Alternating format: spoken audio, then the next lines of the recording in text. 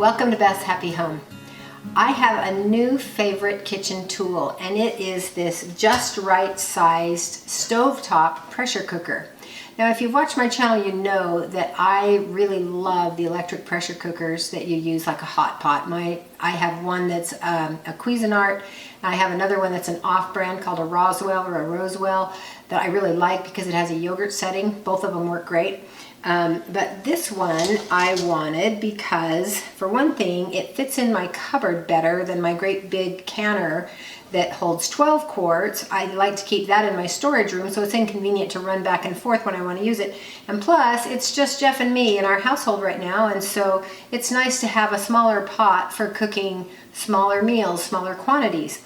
But this does have the wonderful function that you can can in it, and it will hold 5 wide mouth pint jars plus 1 narrow mouth jar all at the same time. So you can can your meats or your vegetables, or you can fruit in it too if you want to use a pressure cooker for that.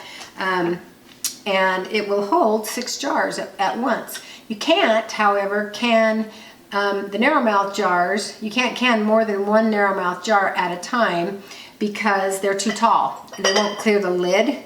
And so it clears it in the middle, but it doesn't clear it around the perimeter. So that's why I'm putting the wide mouth ones around the perimeter and then putting the narrow mouth one in the middle. So that's just a tip. You know, if you tend to can in the narrow mouth jars that are pint jars, you're going to want to use the wide mouth with this. Anyway, so just for convenience, the reason that I love it so much, not only is it's a more convenient size, it does have the safety valve that the regular big pressure cooker has. This jiggler is only a 15-pound jiggler, so you have to cook at that high pressure, but it is also interchangeable with this other jiggler that goes to the bigger canner. And this one, this is the Miro brand, and so it has a 15, a 10, or a 5-pound gauge on it, and so you can select a lower pressure if that's appropriate. But for what I'm going to make tonight, this 15-pound will be just fine. So because if it's going to go on your stovetop, if the electricity goes out and you have a gas stovetop, you're still going to be able to cook.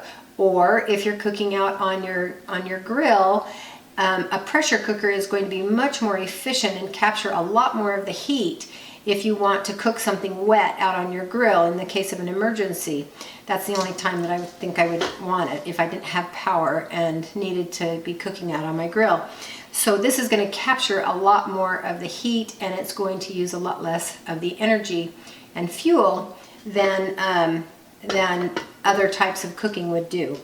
And so it just, this handle, you just set it on offset until it pops down, and then you twist the handle until it lines up with the lower handle, and then you let this little metal hook just droop down so that that's the right position. And then it even has on here, it says spare ribs take 15 minutes, meatballs take 8 minutes, pork chops 9, potatoes take 8 minutes. And so if you're running late and you want to do mashed potatoes really quickly, you wash them off real quickly, throw them in here, and within about 10 minutes you will have potatoes that are ready to mash, or you can cut them up into a soup or whatever you want to do. They'll be cooked through that quickly.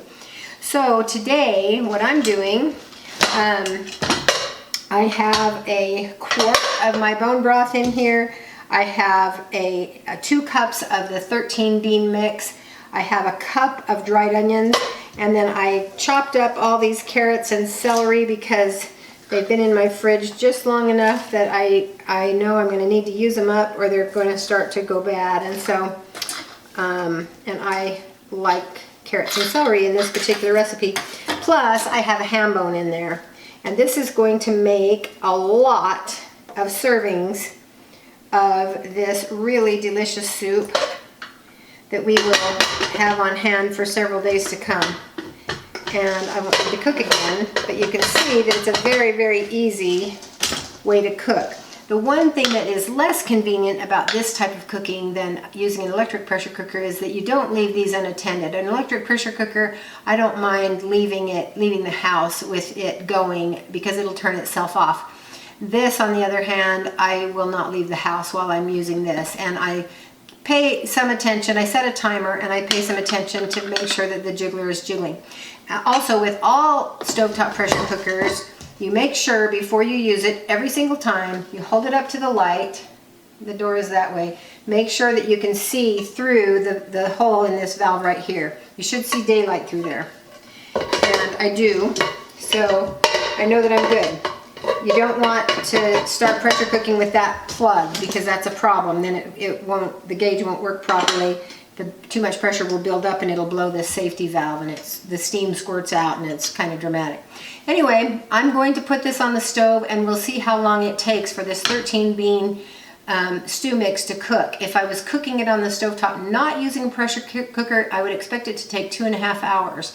And so we'll see how long it takes using this little pressure cooker.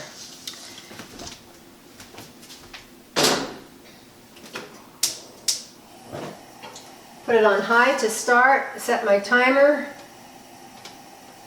and off we go.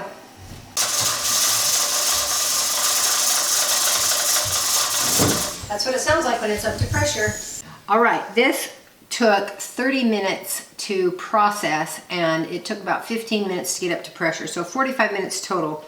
I ran some cold water over it and then I took the little jiggler off so that there's no pressure in here anymore. And I'll slip this little clip up, take it off, and see what we've got going in here. Looks like the ham is completely tender. There's one of those lima beans. I can tell very readily that it is completely tender. And so these big ones are the ones that are going to be the test. If they're cooked, everything else is going to be cooked. And so you would probably only need a total of 35 minutes or maybe even only 30 minutes to get it up to pressure and then cook regular sized beans like pintos or red beans or some sort of a smaller bean, smaller than these lima beans, and get them completely tender. So it's going to be actually a very quick meal if with very little prep time involved. Any kind of thing that you do like this, whether you're making chili or soup or anything else that you're going to cook loose, even spaghetti sauce could be very quickly done. You could brown the meat and the onions in here, add the tomato sauce, and then just bring it up to pressure, and that's going to give it that simmered taste. Now, another little trick that is kind of slick. This is a lot of soup, and there are only 2 people here, and don't expect to serve this to the company that's coming soon. And so I can take the ham bone out, get the ham off of it, and then I can put it into these jars and bottle it right away and then just process it like I ordinarily would. I'd probably give it 45 minutes inside the jar on 15 pounds of pressure. So if you're cooking a large quantity like this where you're making chili or soup, you can turn around and bottle it while it's still hot, and it's a very efficient way of getting ahead of planning meals in the future or making your own convenience foods. So I hope that you will see what a great idea it is to have a very small carbon footprint as far as the energy that you use, have the convenience of a pressure cooker so your meals are done quickly, and be able to cook those dry items out of your food storage or out of your long-term pantry staples that are going to cook very quickly into really delicious dishes. I like the Miro brand just because I like the way their jiggler works, but any brand will do. This one I paid about $20 total for because it was on eBay and it was used, but you can get them from Walmart for about $40. And I recommend that you do. Thanks for coming to Beth's Happy Home, and I hope you come again soon.